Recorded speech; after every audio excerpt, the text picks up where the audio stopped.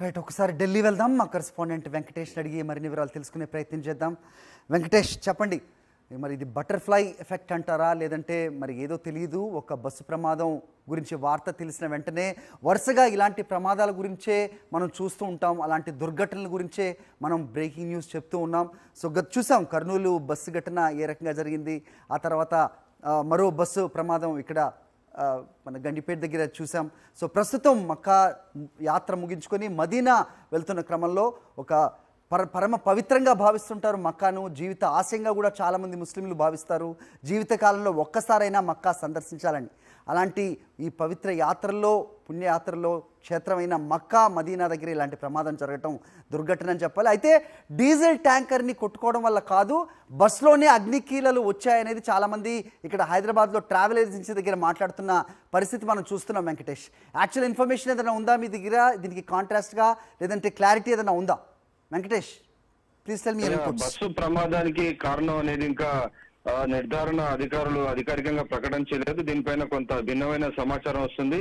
అయితే మనకు జాతీయ మీడియాలో వస్తున్నటువంటి సమాచారం మేరకు డీజిల్ ట్యాంకర్ ఢీకొనడం వల్లనే ఈ ప్రమాదం జరిగిందని చెప్తున్నారు. కానీ అక్కడ ఉన్నటువంటి ప్రత్యక్ష సాక్షులకు సంబంధించిన బంధువులు మాత్రం ఇది లోపల ఎలక్ట్రిసిటీ సర్క్యూట్ కావడం వల్లనే ఈ మంటలు అంటుకున్నాయని చెప్తున్నారు. సో దీన్ని అధికారులు ఇంకా ధృవీకరించాల్సింది. అయితే మొత్తానికి బస్సులో మంటలు రావడం వల్లే మొత్తం 42 మంది సజీవ దహనమైనట్టుగా తెలుస్తుంది. ఆ మేరకు కొద్దిసేపటి కిందట అసదుద్దీన్ ఓవైసీ కూడా అంశాన్ని ధృవీకరించాడు. మంటలు అంటుకొని బస్సులో ఉన్నటువంటి వారందరూ కూడా చనిపోయారు. కేవలం ఒకే ఒక వ్యక్తి ఈ ప్రమాదం నుంచి బయటపడ్డారు. అతను ఇచ్చినటువంటి సమాచారం మేరకే ఈ మొత్తం వివరాలను కూడా బయటి ప్రపంచానికి తెలిసినటువంటి పరిస్థితి. సో ఈ నేపథ్యంలో ఢిల్లీలో ఉన్నటువంటి తెలంగాణ రెసిడెంట్ కమిషనర్, అలాగే కోఆర్డినేషన్ సెక్రటరీ వీరందరూ కూడా విదేశాంగ శాఖ అధికారులతో మాట్లాడుతున్నారు. అలాగే రియాద్ లో ఉన్నటువంటి భారత కాన్సులేట్ జనరల్ తో కూడా మాట్లాడి అక్కడ ఉన్నటువంటి ఎవరు మృతి చెందారు, దానికి సంబంధించినటువంటి వివరాలను కూడా తెలుసుకునేటువంటి ప్రయత్నం చేస్తున్నారు. ఇప్పటికే స్థానిక ఎంపీ ఓవైసీ కూడా అధికారులతో మాట్లాడి చనిపోయిన వారి మృతదేహాలను తీసుకొచ్చేందుకు విదేశాంగ శాఖ తగిన ఏర్పాట్లు చేయాలని, ఆ మేరకు సహకరించాలని ఆయన విజ్ఞప్తి చేసినటువంటి పరిస్థితి. సో మొత్తానికి బస్సు ప్రమాదం గల కారణాలను ఇంకా అధికారికంగా అనౌన్స్ చేయాల్సిన అవసరం ఉంది. రైట్, ఇక్కడి నుంచి ఎవరైనా అధికారులు అక్కడికి వెళ్ళే అవకాశం కనిపిస్తోందా వెంకటేష్? నిజంగా ఆ బస్సు అగ్నికీలలు అది చూస్తుంటే నిజంగా లోపల రిమైనింగ్స్ ఏమన్నా మిగిలాయా అనే అనుమానం రాకపోదు. సో ఎలా గుర్తించే ప్రక్రియ ఎప్పుడు మొదలయ్యే అవకాశం ఉంది? DNA పరీక్షలు చేయాల్సిన అవసరం కూడా ఉంటుంది ఇలాంటి ఘోర ప్రమాదాల్లో. సో దాని గురించి ఏదైనా అప్డేట్ ఉందా వెంకటేష్? ఖచ్చితంగా ఈ పరిస్థితి ప్రమాద తీవ్రతను కనుక చూస్తే ఖచ్చితంగా DNA పరీక్షలు చేయాల్సినటువంటి సందర్భం మనకు కనబడుతుంది. కంప్లీట్ గా సజీవ దహనమైనటువంటి నేపథ్యంలో మృతదేహాలను తిరిగి అప్పగించాలంటే వారికి సంబంధించినటువంటి రక్త సంబంధికులకు సంబంధించినటువంటి పరీక్షలు జరగాల్సింది. సో ఈ పరీక్షకు సంబంధించినటువంటి అన్ని కార్యక్రమాలు ఏర్పాటు చేయాలంటే డెఫినెట్ గా కొంత సమయం తీసుకునేటువంటి అవకాశం ఉంది. ప్రస్తుతానికైతే ప్రాథమిక దశలో దీనికి సంబంధించినటువంటి పూర్తి సమాచారాన్ని సేకరించేటువంటి పనిలో ఢిల్లీలో ఉన్నటువంటి రెసిడెంట్ కమిషనర్, అలాగే కోఆర్డినేషన్ సెక్రటరీ అందరూ కూడా విదేశాంగ శాఖ అధికారులతో మాట్లాడుతున్నారు. సో కొంత సమాచారం వచ్చిన తర్వాత ఫర్దర్ గా మీరు అన్నట్టుగా మృతదేహాలకు సంబంధించినటువంటి వారందరినీ కూడా గుర్తించేందుకు వీరందరినీ తీసుకెళ్తారా, లేకుంటే అధికారులకు కంచి వాటిని తీసుకొచ్చిన తర్వాత వారికి అప్పగిస్తారనేది తేలాల్సి ఉంటుంది. సరే,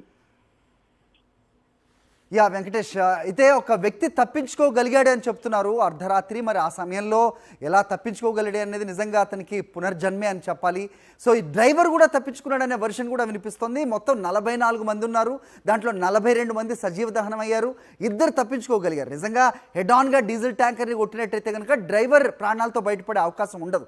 ఈ క్లారిటీ మనకు వచ్చే అవకాశం ఉంటుందా వెంకటేష్?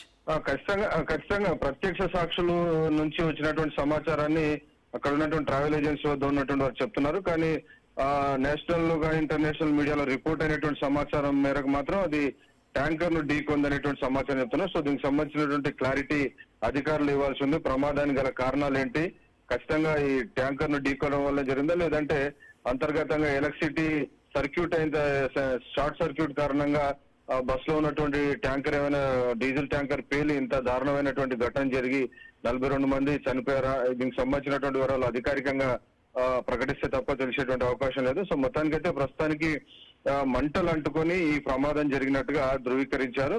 సో ఆ మేరకు 44 మంది బస్సులో ఉంటే 2 తప్పించుకోగలిగారు. సో ఇదంతా ఆ 2 మిరాకిల్ గానే తప్పించుకున్నారు. సో వారు ఇచ్చినటువంటి సమాచారం మేరకే మిగిలిన వారందరికి సంబంధించినటువంటి సమాచారం తెలుస్తుంది. ఇప్పటికే ట్రావెల్ ఏజెన్సీ వద్దకు వెళ్లి చాలా మంది తమ కుటుంబీకులకు సంబంధించి కొంత వారందరూ కూడా వారి సంబంధికుల సమాచారం తెలుసుకునేటువంటి ప్రయత్నం చేస్తున్నారు. వాళ్ళ పాస్పోర్ట్ల వివరాలన్నీ కూడా సేకరించి విదేశాంగ శాఖకు అప్పగిస్తున్నారు. సో దాని ద్వారా వారు ఎప్పుడు అక్కడికి ఎంటర్ అయ్యారో దానికి సంబంధించినటువంటి వివరాలు, టూర్ ప్లాన్, షెడ్యూల్, ఖచ్చితంగా ఈ అంశాలను కూడా బయటికి తెలిసేటువంటి అవకాశం ఉంది. హరి.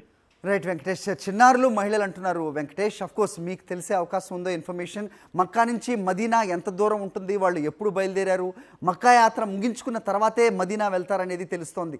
ఇంకా 25 కిలోమీటర్లు ఉండగా జరిగిన ఈ ఘోర ప్రమాదం అని కూడా మనం అప్డేట్ చూస్తూ ఉన్నాం. సో సౌదీకి సంబంధించిన ప్రభుత్వ అధికారులు కానీ ఎలాంటి చర్యలు తీసుకుంటున్నారు వీళ్ళని భద్రపరచడానికి, ఏదైనా రిమైనింగ్స్ ఉంటే కనుక అంటే ఏం చెప్తారు? సో కోఆర్డినేషన్ ఎంతవరకు టీమ్స్ వర్క్ చేస్తున్నాయి, ఆ ఇన్ఫర్మేషన్ మనకి ఎప్పటికి తెలిసే అవకాశం ఉంది?